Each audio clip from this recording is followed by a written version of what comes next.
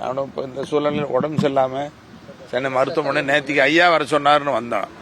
இன்னைக்கு மறுபடியும் ஐயா இருக்கு சொன்னார்னு இருக்கிறேன். அதனால எங்கள் ஆசையெல்லாம், எங்கள் கட்சிக்காரங்க ஆசையெல்லாம் இருவரும் ஒன்றிணைந்து செயல்பட வேண்டுங்கிறது தான். இப்போ நேற்றுக்கு சொல்லியிருக்காரு, அதை நாங்கள் மறுக்கலை.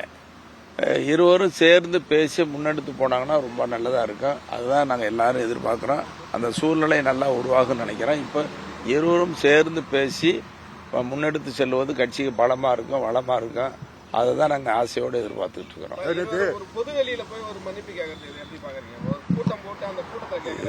இதுக்கு மேலே எதையும் சொல்லக்கூடாது.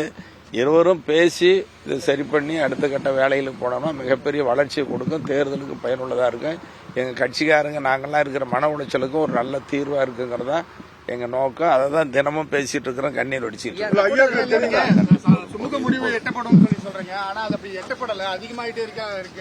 அதாவது நாங்களும் பேசி பேசி சுமூக தீர்வு வரும்னு சொல்லிட்டு இருக்கிறோம்.